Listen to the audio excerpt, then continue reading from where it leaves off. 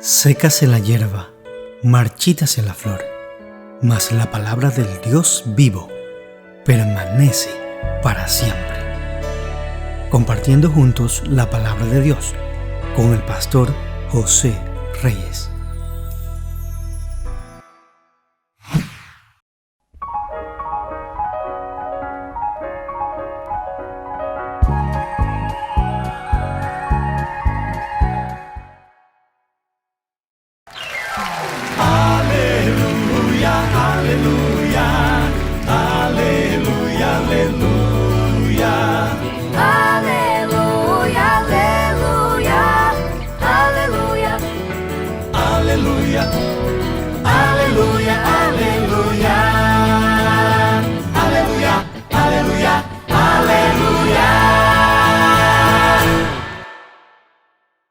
Alabamos el nombre de nuestro bondadoso Dios nuevamente por permitirnos nuevamente estar con ustedes en un nuevo programa de nuestro canal Adventistas Georgia Norte.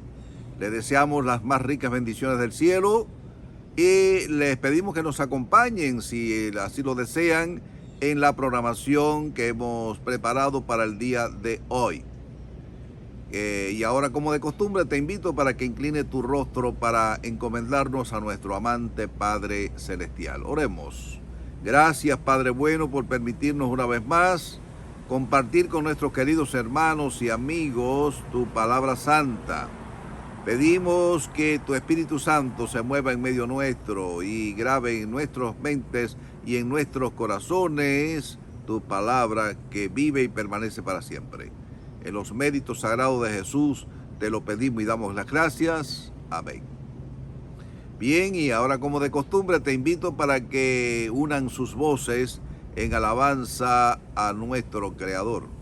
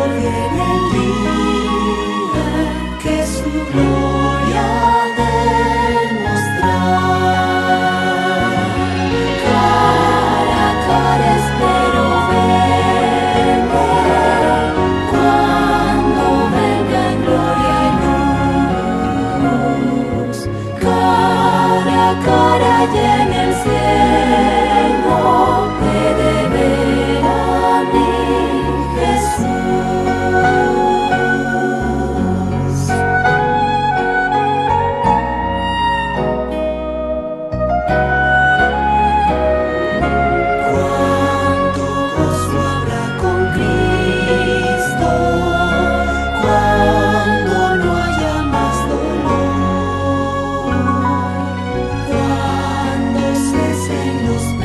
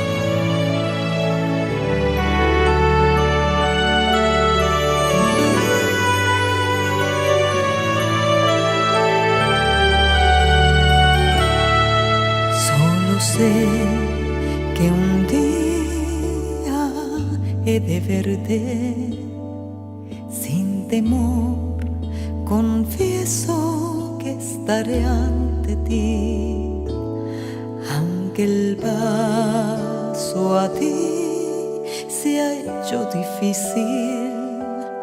Hoy estoy más cerca que cuando creí. Te veré, seguro he de estar allí ante ti. Mis ojos te verán, al fin te veré. Tú obrarás completa en mí. Te veré, yo sé que te veré.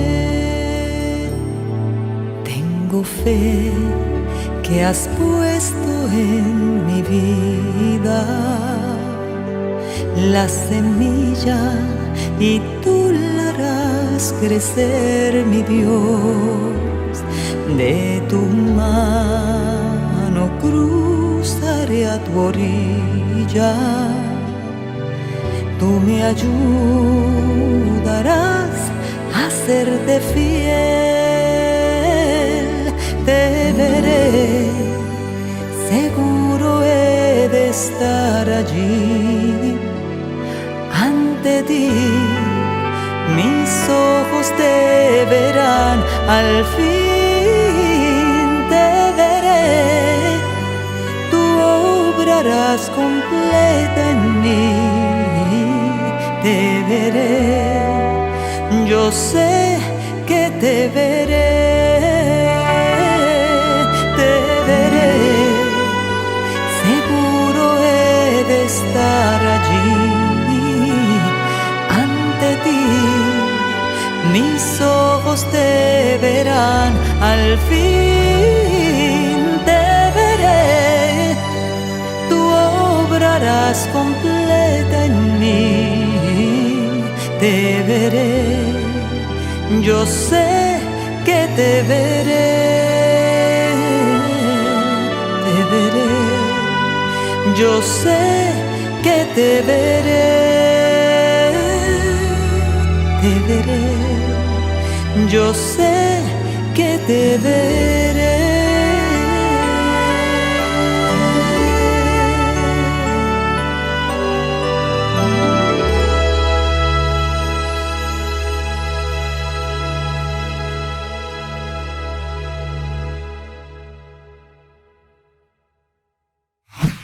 Este video es patrocinado por Yadpa, donde cada libro es un mundo nuevo. Jacob tuvo 2 hijos con su amada Raquel: José, quien fue el primer hijo que ella dio a luz después de muchos años de ser estéril, y Benjamín, cuyo nacimiento significó la muerte de su madre.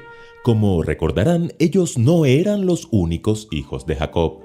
Con Lea, la hermana mayor de Raquel, tuvo 6 hijos varones: Rubén, Simeón, Leví, Judá, Isaacar y Zabulón. Con Silpa, la sierva de Lea, tuvo a Gad y a Aser, y con Bila, la sierva de Raquel, tuvo a Dan y a Neftalí.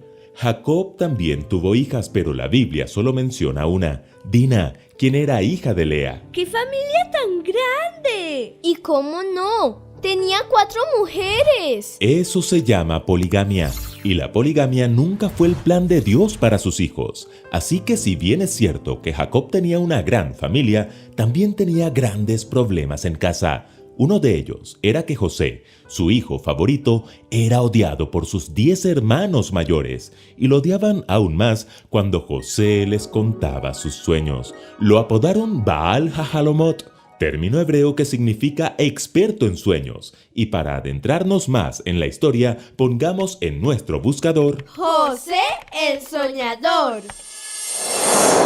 Cuando José tenía 17 años, tuvo un sueño y lo contó a sus hermanos. Estábamos atando manojos en medio del campo, y mi manojo se levantaba y se quedaba derecho, y vuestros manojos estaban alrededor y se inclinaban ante el mío. ¿Reinarás tú sobre nosotros? ¿O dominará sobre nosotros? Y sus hermanos lo aborrecieron aún más. Después tuvo otro sueño y lo volvió a contar. Soñé que el sol, la luna y 11 estrellas se inclinaban hacia mí. Escuela Sabática Like te invita a estudiar el Génesis. Lección 11. José, experto en sueños. Aunque los sueños de José provenían de Dios, contarlos fue la cuota inicial de una serie de sufrimientos que experimentaría durante los siguientes 13 años. Pero como a los que aman a Dios, todas las cosas les ayudan a bien, Dios intervino en cada una de sus tragedias para convertir el mal en bien. Por eso la pregunta de esta semana es, ¿cómo cambió Dios las tragedias de José en bendiciones? En primer lugar, de esclavo a mayordomo. ¿Por qué los hermanos odiaban a José? Porque recibía el favor de Jacob, su padre. Como cuando le regaló una túnica de colores. Y no solo por eso, José también recibía el favor de Dios. Y no por cuestión de favoritismos, su mala conducta y poca fe apartaba de sus vidas el favor de Dios. Y para la muestra, un botón. Un día, Jacob mandó a José a mirar cómo estaban sus hermanos, quienes apacentaban las ovejas. Al verlo, conspiraron contra él, le quitaron su túnica y lo echaron en una cisterna sin agua. Aunque el plan era matarlo, Judá, al ver una compañía de ismaelitas que venían de Galaad y llevaban especias a Egipto, intercedió por su vida. ¿Qué vamos a ganar con matar a nuestro hermano y ocultar su muerte? Vendámoslo a los ismaelitas. Y lo vendieron por 20 piezas de plata. Ya en Egipto, como si fuese una mercancía más, los ismaelitas lo revenden a Potifar. ¿Por cuánto? No lo sabemos, pero por más que le hayan ganado al negocio, quien realmente ganó fue Potifar. ¿Por qué? Porque tener a José como esclavo fue la mayor bendición de su vida. Dios intervino en la tragedia de José para convertir el mal en bien. Tenía éxito en todo lo que hacía. Era tan bueno y su amo confiaba tanto en él que entregó en su poder todo lo que tenía e incluso lo nombró mayordomo de su casa. ¿Lo notan? José sufrió al ser traicionado por sus hermanos, al ser separado de su padre, al ser vendido como esclavo. Pero al ver que Dios estaba con él, entendió que Dios tenía un propósito detrás de su tragedia. ¿Y tú? ¿Notas el amor de Dios en medio de tu dolor? En segundo lugar, de condenado a jefe de la cárcel. Aunque ahora José era un mayordomo, el éxito no lo corrompió. Y cuando la esposa de Potifar lo ve, ya sabemos lo que sucedió. Duerme conmigo. Mi Señor ha puesto en mis manos todo lo que tiene, y ninguna cosa me ha reservado, sino a ti. ¿Cómo pues haría yo este gran mal y pecaría contra Dios? Ella insistía cada día, y cada día José la rechazaba, hasta que un día mintió diciendo que José quiso abusar de ella, y como resultado, José fue puesto en prisión. ¿Sentiste alguna vez que Dios te abandonó? Seguramente José se sintió así, pero ¿sabes lo que dice la Biblia? Que Dios estaba con José. De hecho, lo dice 4 veces en el capítulo 39 del Génesis, y Dios volvió a intervenir para convertir el mal en bien. Este chico tenía éxito hasta en la cárcel. Se ganó el favor del jefe de la prisión, quien lo puso al cuidado de todos los presos, y no necesitaba atender cosa alguna de las que estaban al cuidado de José, porque Jehová estaba con José, y lo que él hacía, Jehová lo prosperaba. No podemos negar que José era talentoso y atractivo, pero la Biblia deja claro que fue Dios quien lo prosperó. Cuán importante es que todos los que tienen talento y son exitosos recuerden que toda buena dádiva y todo don perfecto descienden de lo alto.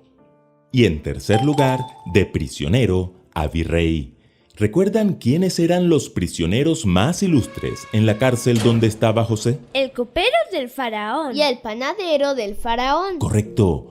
José les interpretó a ambos unos sueños que ellos no entendían, y se cumplieron tal como dijo José. Al cabo de 3 días, el copero fue restituido a su cargo y el panadero fue colgado en la horca. Pasados 2 años, el faraón también tuvo 2 sueños que nadie podía interpretar. El copero se acuerda de José, lo recomienda al faraón y José interpreta sus sueños. 7 vacas gordas en un sueño y 7 espigas gruesas en el otro anunciaban lo mismo, 7 años de abundancia. Y 7 vacas flacas en el primer sueño y 7 espigas delgadas en el otro también representaban lo mismo, 7 años de hambre. ¿Se imaginan la cara del faraón? José podía atribuirse todos los méritos, pero no lo hizo. Dios ha mostrado a Faraón lo que va a hacer. Y el faraón entendió bien el mensaje. ¿Acaso hallaremos a otro hombre como este, en quien esté el Espíritu de Dios? Gracias a Dios, José pasa de gobernar la casa de Potifar a gobernar la prisión y luego a gobernar todo Egipto. ¡Qué historia tan poderosa acerca de cómo, incluso en medio de circunstancias que parecen terribles, se revelan las providencias de Dios! Bienaventurados seréis cuando por mi causa os insulten, os persigan y digan toda clase de mal contra vosotros, mintiendo. Gozaos y alegraos, porque vuestra recompensa es grande en los cielos, pues así persiguieron a los profetas que vivieron antes de vosotros. Escuela Sabática Like les invita a seguir estudiando juntos el Génesis. Adquiere ya en tu librería Yatpa el libro En el Principio, una defensa firme de la doctrina de la creación. Suscríbete y comparte. Recuerden que juntos podemos crecer más.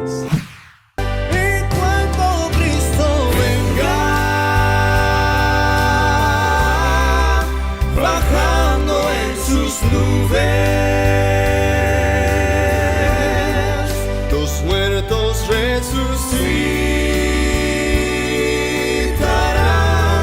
y se levantarán,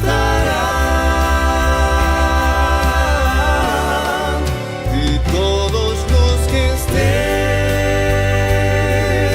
aquí seremos transformados.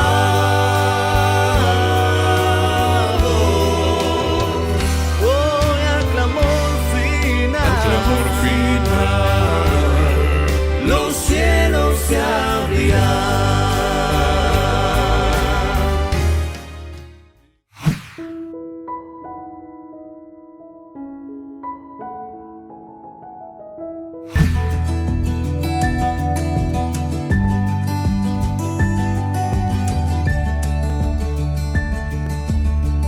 Probad y ved. Historia de hoy: confianza plena. Barreirinhas es una ciudad de aproximadamente 65.000 habitantes, situada en la costa este del estado de Maranhão, Brasil. La ciudad es la puerta de entrada a los lençóis maranhenses, una vasta extensión de dunas y lagos naturales muy visitada por turistas de todo el mundo. En medio de toda esta belleza, viven más de 7.500 adventistas que se reúnen en 91 iglesias. Proporcionalmente a su población, Barreirinhas es la ciudad con más adventistas en Brasil, con el mayor número de bautismos a cada año. La economía de la ciudad se basa en el turismo, la pesca, la producción de castañas de cayú o anacardos y el comercio minorista. Rosy, ¿Sí? he estado pensando algo. ¿No quisieras comprar mi farmacia? Yo no. Yo estoy cansada, estoy estresada y quiero cambiar mi área de negocios. Te puedo dar facilidades. Es una buena oportunidad. Mira, conversa con tu cuñada. Ella ya tiene una farmacia. Ella ya tiene experiencia. Y ustedes dos juntas, como socias, pueden crecer en este negocio. Piénsalo con calma y después me das una respuesta. Lea, ya es la 3ª vez que ella me ofrece la farmacia. Ya le he dicho que no tengo interés. Se está acabando la mercadería. Ella no se reabastece de productos. El local es pequeño. no se puede agrandar. Y ella mencionó una sociedad para que compremos la farmacia. ¿Qué te parece? Mira, Rosy, yo ya había conversado con Ediño para que compráramos esta farmacia. Quizás ella esté cansada y quiera cambiar de rubro. Si el precio es bueno y la administramos bien, no tengo ningún miedo de entrar en este negocio. Agendemos una reunión con nuestros maridos en mi casa para que conversemos sobre este asunto.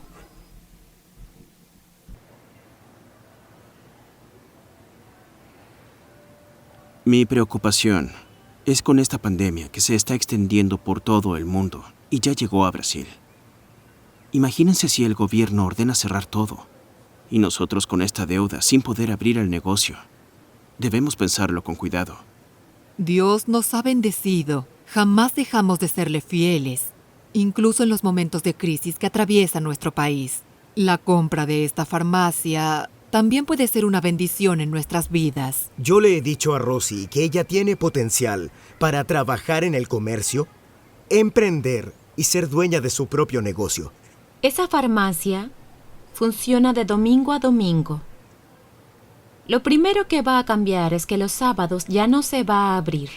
Incluso si los clientes se quejan, nosotros no transgrediremos la ley de Dios, aunque se demore en darnos ganancias. Miren, tomemos un tiempo para que escuchemos la voz de Dios y ver qué Él nos va a mostrar. Aprovechemos que estamos aquí y pongámonos de pie para que oremos por eso. Lea y Rosy decidieron comprar la farmacia y bajo orientación divina administraron su negocio en medio de la crisis causada por el coronavirus. Hoy, su farmacia ya no tiene ningún problema financiero. Es una de las principales del centro de la ciudad, siendo conocida como la farmacia que no abre el sábado. Querido hermano, muchas oportunidades están surgiendo para que usted tenga su propio negocio. No tenga miedo de emprender. Es la forma más fácil de obtener ingresos sin transgredir el sábado. Y además, vivir una experiencia extraordinaria de fidelidad con Dios.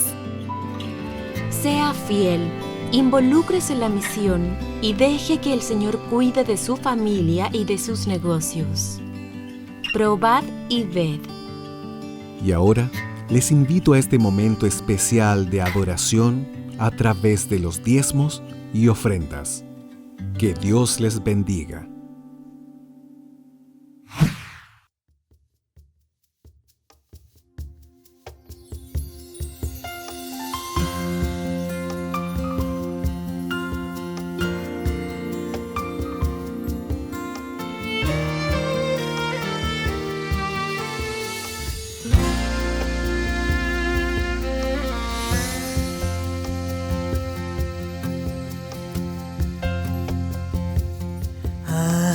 Un precioso manantial de sangre de Emmanuel que purifica a cada cual que se sumerge en él, que se sumerge en él, que se sumerge en él, que purifica a cada cual que se sumerge en él.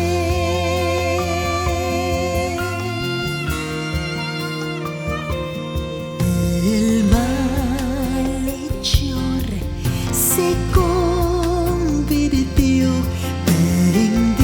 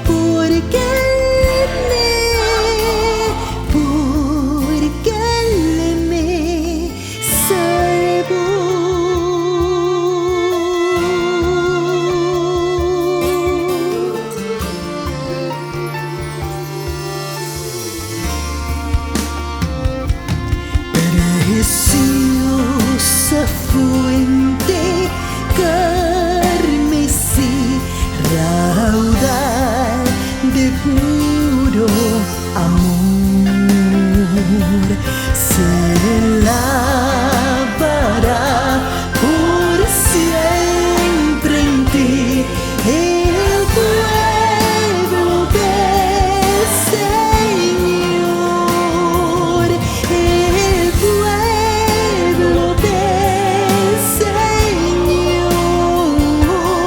el pueblo del Señor se lavará por siempre en ti. El pueblo del Señor, mi culpa Él llevó, mi culpa Él llevó, y alegre siempre cantaré. Al Señor gozosa alabaré, porque Él me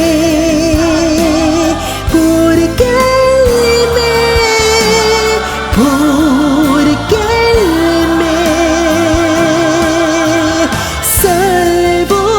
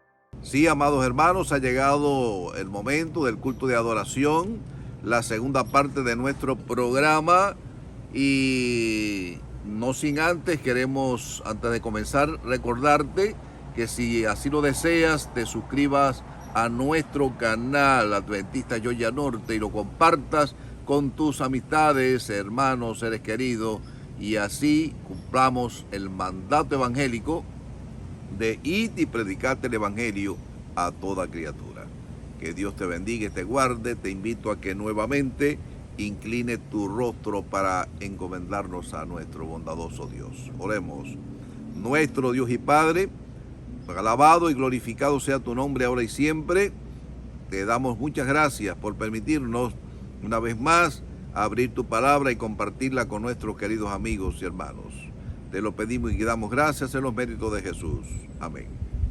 Bien, amados hermanos, hemos titulado nuestro mensaje en este día Bajo el Nuevo Pacto, basado allí en la carta a los Hebreos, capítulo 8, versículo 10, que nos dice: por lo cual este es el pacto que haré con la casa de Israel. Después de aquellos días, dice el Señor, pondré mis leyes en la mente de ellos y sobre su corazón las escribiré. Y seré a ellos por Dios y ellos me serán a mí por pueblo. Y continuamos leyendo capítulo 8, versículo 1. Así que la suma principal de lo que venimos diciendo es que tenemos tal sumo sacerdote, el cual se sentó a la diestra del trono de la majestad en los cielos. Qué bueno, ¿verdad? Saber que tenemos allá en el trono de Dios un representante que nos defiende e intercede y ministra allí ante el trono celestial. El versículo 2, muy importante, dice que ministro del santuario y de aquel verdadero tabernáculo que levantó el Señor y no el hombre. Ahí está la función de Jesús.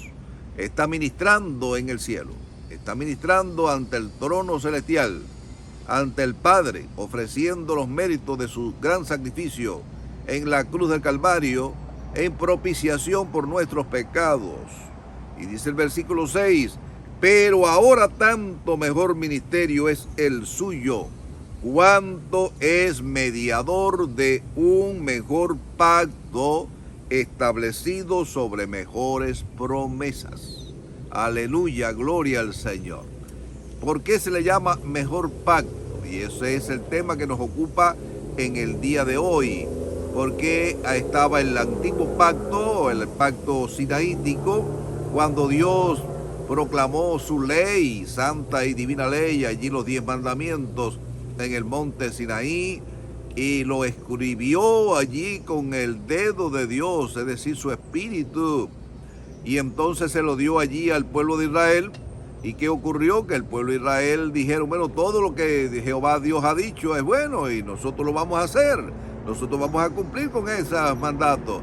Pero poco tiempo después prepararon allí un becerro de oro y comenzaron a danzar y adorar aquel becerro, hermanos queridos. Qué poco duró prácticamente su obediencia. Incumplieron el pacto y por mucho tiempo ellos estuvieron violando el pacto de Dios y no se mantuvieron fieles. Pero ahora Dios hace un nuevo pacto, un nuevo pacto con la casa de Israel, y eso es lo que nos ocupa en esta mañana que queremos hablar. Dice que Cristo es mediador del mejor pacto establecido con mejores promesas. ¿En qué se diferencia el viejo pacto del nuevo?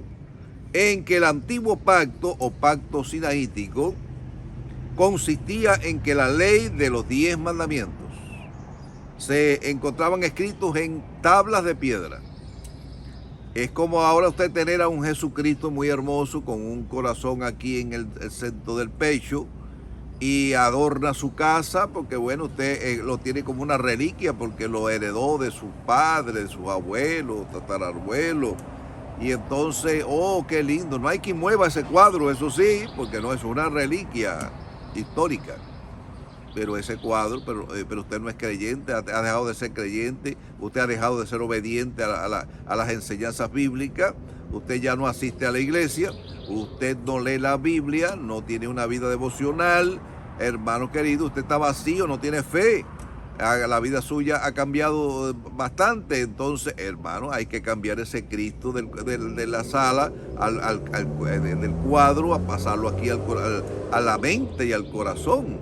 Y los israelitas tenían, sí, los 10 mandamientos, y en muchos lugares, en muchas iglesias aparecen las tablas de la ley de Dios, pero la gente no los cumple. Ahora mire el nuevo pacto. ¿En qué consiste el nuevo pacto? No es que Dios haya eliminado la ley, no, en ninguna manera, porque la ley de Dios es eterna. La ley de Dios es inmutable, no se puede cambiar. La ley de Dios es el fundamento del gobierno divino y es el reflejo del carácter de Dios. Y por esa ley vamos a ser juzgados, porque así lo dice Santiago: así haced y así obrad, como los que habéis de ser juzgados por la ley de la libertad, porque juicio sin misericordia será hecho.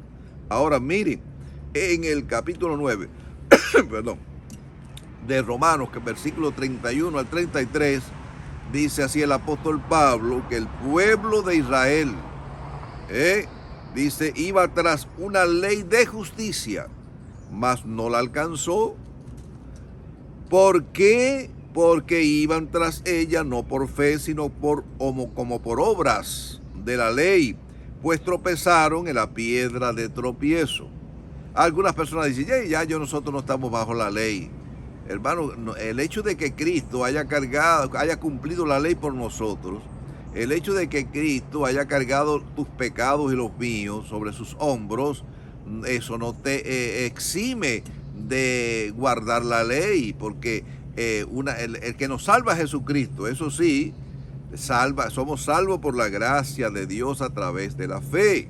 Eso es un punto que realmente todos los cristianos estamos de acuerdo. Pero ¿qué función tiene la ley entonces? Bueno, la ley no tiene una función salvífica, la ley tiene la función de señalarnos el pecado. El conocimiento del pecado es a través de la ley. La ley es un ayo, es un guía que nos conduce a Jesucristo, que es la fuente de vida. Ahora, ¿en qué consiste la superioridad del nuevo pacto? Es importante que tú y yo sepamos esto. En primer lugar, que la ley estará ahora escrita en las tablas de nuestra mente y de nuestro corazón.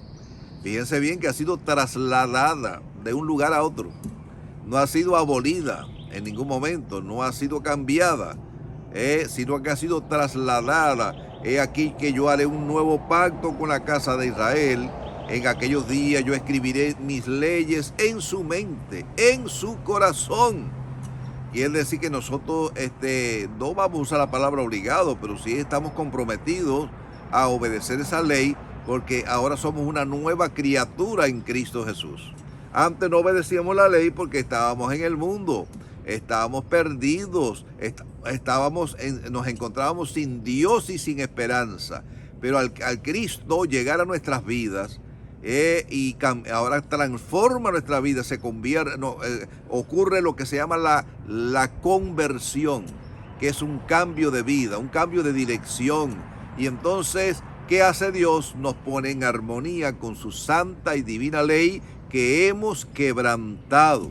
Además de esto, quiero decirle que la observancia de la santa y divina ley de Dios es una de las características de la iglesia verdadera en los últimos tiempos. Por lo tanto, no te desentiendas de la ley de Dios. Es importante, como dice el Salmo 19, que la ley de Dios es perfecta y que convierte el alma, y en guardar esos mandamientos hay grande galardón. Oh, cuántas cosas nos evitaríamos nosotros si nuestras vidas estuvieran en armonía con los principios divinos.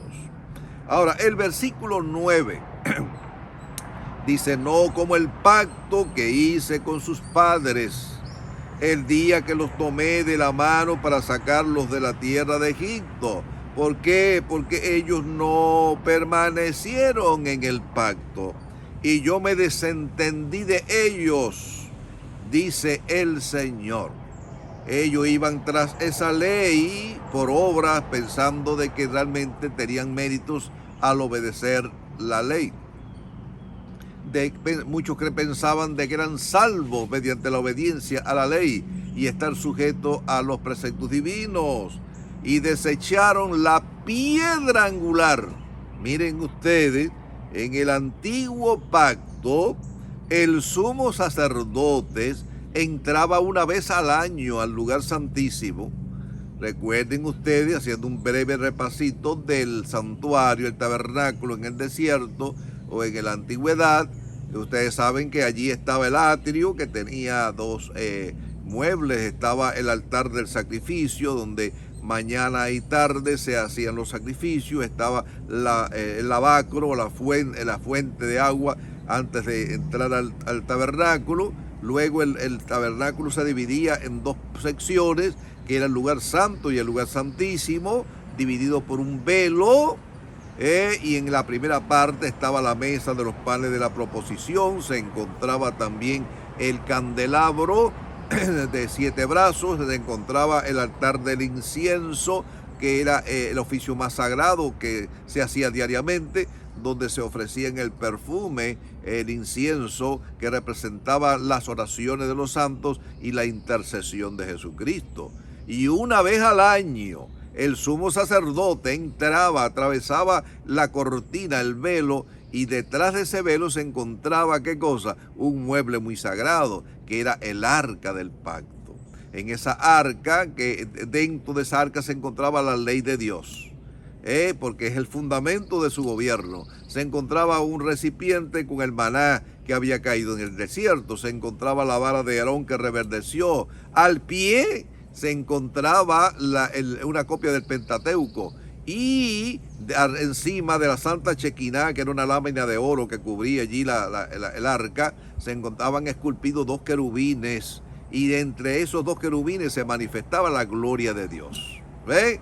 Y el sumo sacerdote venía una vez al año, el día 10 del mes séptimo, el día del Yom Kippur, como se le llamaba también, se presentaba delante de Jehová. Oh, hermanos queridos, qué manifestación más hermosa. Y entonces cargaba con todos los pecados del pueblo, y cuando salía hacía expiación, cargaba todos los pecados de que se habían acumulado allí en aquella cortina. Simbólicamente ponía sus manos en el chivo expiatorio, el chivo que representaba a Asael, y se lo llevaba a una persona y lo soltaba en el desierto, que representaba a Satanás en el milenio. Ahora, ¿qué ocurre, hermanos queridos? Que dice, en el antiguo pacto el sumo sacerdote entraba al lugar santísimo del santuario terrenal, que era una copia del santuario celestial, el día 10 del mes séptimo, como decíamos, que era una fiesta solemne de santa convocación para el pueblo, día de ayuno, de compunción. El pueblo confesaba sus pecados ante Dios. Pero el nuevo pacto, ahí está, el Cordero es Jesucristo, quien ofrece su sangre en la cruz. Él mismo carga sobre sus hombros los pecados de la humanidad. Aleluya, gloria al Señor, hermanos queridos, porque Jesucristo ha pagado tu deuda, porque Jesucristo ha cumplido tu ley, la ley que tú no podías mantenerte obediente a ella. Claro que realmente nosotros debemos de obedecer la ley, pero no para ser salvos, porque Jesucristo es el que nos salva, no la ley. Ahora, en el antiguo pacto, el pecador buscaba ser justificado, y ahí está el detalle, que ellos pensaban ser justificados mediante sus obras, mediante la obediencia. Fue por eso que se convirtieron en legalistas, en fariseos. Cuando usted dice obedecer la ley, dice que usted obedece la ley, que usted guarda los mandamientos, pero usted no tiene a Cristo en su corazón, pues usted se vuelve un legalista. muy estricto en todas las cosas, muy estricto, eso sí, pero usted es un legalista porque usted no tiene a Jesucristo. Y entonces, al venir, ¿qué ocurre? Al venir estos con ellos, el Cordero de Dios, que quita el pecado del mundo, no lo reconocieron. Cuando Jesucristo vino a esta tierra, dice el texto que a lo suyo vino, pero los suyos no le recibieron. Pero a los que le recibieron le dio potestad de ser llamados hijos de Dios. Gloria al Señor. Por esto, porque tú y yo podemos ser hijos de Dios mediante su Espíritu, cuando aceptamos el noble sacrificio de Jesús en la cruz del Calvario. El pueblo de Israel tenía la ley, pero escrita en tablas de piedra. Hermano, no, es importante. Dice que el nuevo pacto consistía en que Dios mismo iba a escribir su ley en la mente y en el corazón de sus hijos. Por eso es que la ley del nuevo pacto es superior. Una de las cosas por las cuales es superior, porque hay dos aspectos. El antiguo pacto, los sacerdotes tenían que diariamente o cada cierto tiempo hacer sacrificio también. Se morían porque Aarón falleció y sus hijos y su descendencia. Pero el nuevo pacto, Jesucristo vive y permanece para siempre. Además de eso, tenían que hacer sacrificios por sus pecados. Ahora, Cristo carga con tus pecados. ¿No es buena noticia esto? Cristo cargó con tus pecados, con tus deudas. Cristo sale como fiador de tu deuda. Cristo nos hace nuevas criaturas. Esa es otra cosa. Somos nuevas criaturas al escribir su ley en la mente y en el corazón del hombre. Pues la ley de Dios es un trasunto de su carácter. El que está en Cristo, nueva criatura es.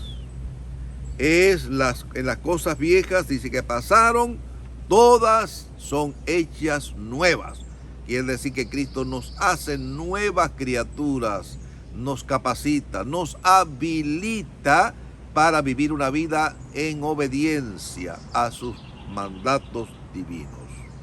Mediante el nuevo pacto, cuyo sumo sacerdote y mediador ante el Padre es Jesucristo, quien mediante su sangre del nuevo pacto nos perdonó, nos justificó y nos santificó. Tres verbos importantes. Cristo nos santifica porque nos cubre con la justicia impartida, nos imparte su justicia. Cristo nos perdona. ¿Por qué? Porque nosotros estábamos llenos de pecado y Jesús cargó toda esa carga sobre sus hombros. Nos perdonó. Cristo nos santificó y Cristo nos justificó porque nos imputa su justicia, que es nuestro derecho al cielo. No olvides eso. Somos salvos, no por obras de la ley, sino solamente por gracia, a través de la fe en Jesucristo. Ahora, San Pablo nos dice en la carta a los Romanos, capítulo 5, versículo 1, que somos justificados, pues por la fe tenemos paz para con Dios. Así que disfrutamos de paz interior mediante nuestro Señor Jesucristo. Y esto, ¿verdad? Así que gloria al Señor nuevamente. En el antiguo pacto, el hombre o el creyente vivía todo el tiempo agobiado, triste, con miedo, vivía con terror. Todo lo malo que le sucedía pensaba que Dios se lo había enviado, porque había pecado. Por ejemplo, para poner un ejemplo, las mujeres que no tenían hijos, que eran estériles, pues pensaban de que era un castigo de Dios. Dios no me ha dado hijos, Dios me está castigando. Era un castigo para en aquellos tiempos, ¿verdad? Que no tener un prole era un problema grande. El ciego, por ejemplo, ustedes recuerdan en la Biblia aquel ciego que lo presentaron delante de Jesús y le preguntaron los fariseos allí, ¿quién pecó, este o sus padres? Y Cristo le dijo, ni este ni su padre, sino que esto es para que se manifieste la gloria de Dios. A ver, y tocó al ciego y lo sanó al momento. Hermanos queridos, los leprosos, se le llamaban a los leprosos el dedo de Dios, el azote de Dios, a la lepra me refiero, a la lepra. Es decir, que aquella persona que volvía leproso, pero era que Dios lo estaba castigando también. Y entonces vivían con ese temor de si eran salvos o no eran salvos, si perdían la bendición de Dios o la aprobación divina. Oh, hermanos, que no. Por eso que el nuevo pacto es superior al antiguo, porque Jesucristo es el ministro, está ministrando ante el Padre en el cielo, está intercediendo por cada uno de nosotros, está poniendo su sangre como fianza ante el trono celestial. ¿Cuáles son los beneficios del nuevo pacto? Bueno, en primer lugar, anote ahí, beneficios del nuevo pacto. Disfrutamos de la seguridad de la salvación. Cristo murió por mí y yo lo acepto como mi único salvador personal. Soy salvo en ese momento. Soy salvo porque usted no tiene que esperar 1.000.000 de años para ser salvo. Usted acepta a Jesucristo. Y así fue que le dijo el apóstol Pedro y el apóstol Pablo: cree en el Señor Jesucristo y serás salvo tú y tu casa. Por lo tanto, tenemos la seguridad de salvación. Tenemos la seguridad del perdón en segundo lugar. Ahora disfrutamos de la seguridad de que todas nuestras culpas, nuestros errores que hemos cometido, Jesús, el Cordero de Dios, las llevó sobre sus hombros. Por eso, hermano, Él ha prometido que echará a lo profundo del mar todas nuestras transgresiones y nunca más se acordará de ellos. De manera que hay personas que se gozan, están señalando a una persona, no porque cometió hace 20 años, 30, 40 años atrás un error, un pecado, y ahí, porque se hacen, hermanos, son instrumentos del diablo. Si Cristo perdona, perdona ya. Cristo borró tus penas, Cristo borra tus culpas, Él las carga sobre sus hombros. Recuerden ustedes la experiencia cuando allá después de la Santa Cena, que Jesús condujo a sus discípulos allá al Monte de los Olivos y le dijo a 3 de ellos: vengan y oren aquí, cerca de mí. Y comenzó, dice que su sudor era como grandes gotas de sangre que caían. Y entonces volvió a ver si cuando regresó estaban dormidos todos. No han podido velar ni siquiera 1 hora, los reprendió. Hasta que finalmente dijo: no, ya basta. Ya había decidido Cristo dar su vida en propiciación por nuestros pecados. Allí en aquella oración intercesora de Jesús en el Monte de los Olivos, estaba tu nombre, tu persona estaba en juego. Cristo estaba decidiendo por ti. Allí en la cruz, cuando fue alzado, Cristo llevó tu carga. Cristo perdonó tu deuda. Gloria al Señor. Que así como está, dice, lejos el oriente, otra promesa maravillosa, así como está lejos el oriente del occidente, hizo alejar de mí mis rebeliones, mis pecados. ¿Qué decimos a esto? Gloria al Señor, aleluya, hermanos queridos. Dice la palabra de Dios que Cristo es ministro de un nuevo pacto. Oh, gloria al Señor. En el antiguo pacto, Aarón y los demás sacerdotes, como decíamos ahorita, necesitaban también hacer sacrificios por sus pecados. En el nuevo pacto, Jesús es nuestro gran sumo sacerdote y mediador ante el Padre, y Él mismo presenta los méritos expiatorios de su sangre y nos declara justos, imputándonos su justicia divina. Es por eso que en 1 de Juan, capítulo 2 y versículo 1, dice el discípulo amado: hijitos míos, estas cosas os escribo para que no pequéis. Pero si alguno hubiere pecado, abogado tenemos para con el Padre, a Jesucristo el justo. Gloria a Dios. Hermanos queridos, todos hemos pecado en un momento determinado y continuamos pecando. Mientras que vivamos en este mundo, estamos errando constantemente, porque vivimos en un mundo de pecado. Y no es así. Miserable hombre de mí, ¿quién me librará, decía el apóstol Pablo, del cuerpo de esta muerte? Pero cuando nos arrepentimos, le pedimos perdón a Dios, el Señor nos restituye, como restituyó también a Pedro, que lo negó. Y si confesamos nuestros pecados, dice Primera de Juan 1:9, Él es fiel y justo para que nos perdone todos nuestros pecados y nos limpie de toda maldad. No dice una maldad, ni dos, ni tres, toda maldad, todo pecado, ¿verdad? Cristo lo borrará y lo echará, como dice la palabra, en lo profundo del mar, y luego pondrá un cartelito: prohibido pescar aquí en este lugar. El diablo quiere de que tú permanezcas deprimido, temeroso, angustiado, señalándote todo el tiempo tus errores. Acuérdate que tú caíste una vez, acuérdate que rebalaste una vez, acuérdate, ve, remember, te dice el diablo, porque él es el acusador de vuestros hermanos. Y muchas veces usa a personas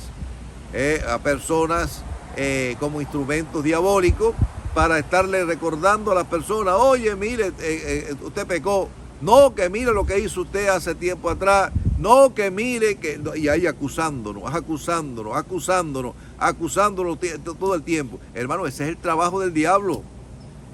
No le hagas el trabajo. El diablo es experto en delegar en personas no convertidas, que están siempre con el dedo acusador. ¿Por qué? Porque ellos no han experimentado lo que es el perdón celestial, no han conocido acerca del bendito plan de la redención. Entonces, hermanos queridos, Jesucristo, el amado Hijo de Dios, recuerda esto, no vino a este mundo para condenar a nadie. Él solamente vino a salvar. Por eso dice el texto: porque el Hijo del Hombre, San Lucas 19:10, el Hijo del Hombre vino a buscar y a salvar lo que se había perdido. Y entre ellos estás tú y estoy yo. En el nuevo pacto es superior. ¿Por qué es superior el antiguo pacto? Es superior al antiguo pacto. Gloria a Dios por esto, porque Jesucristo cumplió la ley por nosotros. Sí, Él la cumplió. ¿Por qué? Porque nosotros no podemos guardar la ley para salvación. La ley tiene una función. ¿Y cuál es la función de la ley? Señalarnos el pecado. Señalarnos que necesitamos un Salvador. Y es el ayo, es el guía, como les decía al principio. Y entonces cumplió la ley por nosotros. Ahora tú y yo guardamos la ley. Eso sí, ahora debemos, es un deber guardar la ley después de estar convertido como fruto, como agradecimiento. Ahora guardamos la ley porque ahora encaminamos en camino de santificación. Y dice en la carta a los Hebreos: seguid la paz con todos y también la santidad, sin la cual nadie verá al Señor. Eso se llama santificación. Y el apóstol Pablo decía: con Cristo estoy juntamente crucificado. Y ya no vivo yo, mas vive Cristo en mí.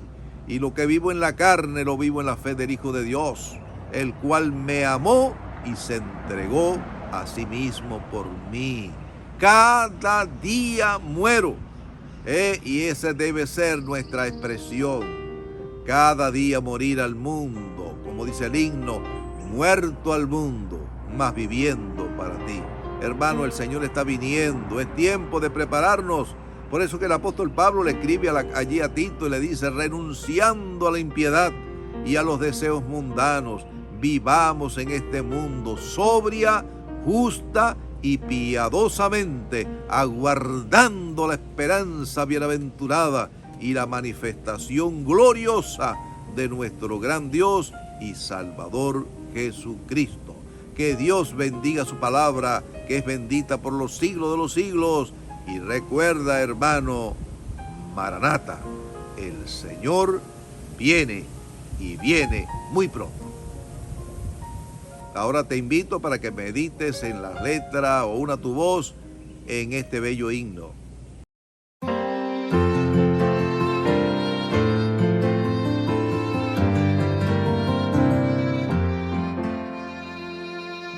Por fe en Cristo el Redentor se salva hoy el pecador, aunque sin merecer perdón recibe plena salvación. Oh, gracia excelsa del amor, que Dios perdone al pecador, si quiere presto confesar sus culpas y en Jesús confiar, encontrará la salvación, pues Él logró la redención. La vida antigua ya pasó y todo en nuevo se tornó, y aunque nada tenga aquí, herencia eterna tiene aquí. Oh, gracia excelsa del amor, que Dios perdone al pecador, si quiere presto confesar sus culpas y en Jesús confiar, encontrará la salvación, pues Él logró la redención. Aquí cual peregrino es, mansión allá tendrá después, arriba en gloria con Jesús, quien redimióle en la cruz. Oh, gracia excelsa del amor, que Dios perdone al pecador, si quiere presto confesar sus culpas y en Jesús confiar, encontrará la salvación, pues Él logró la redención.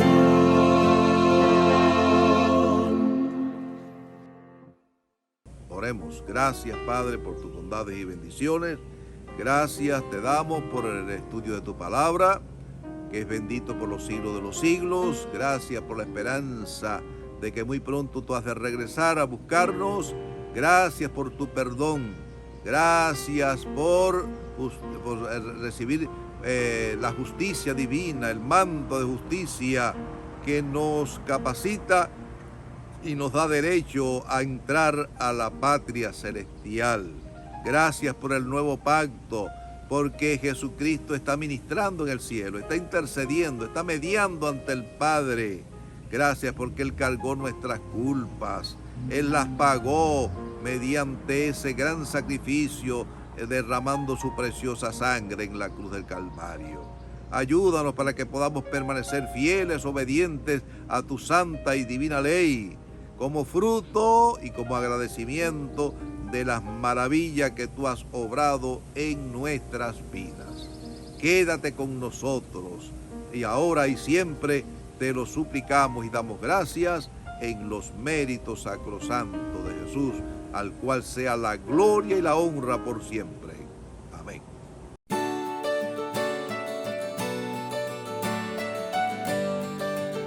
Jehová te bendiga y te guarde. Jehová haga resplandecer su rostro sobre ti y tenga de ti misericordia. Jehová alce sobre ti su rostro y ponga en ti paz.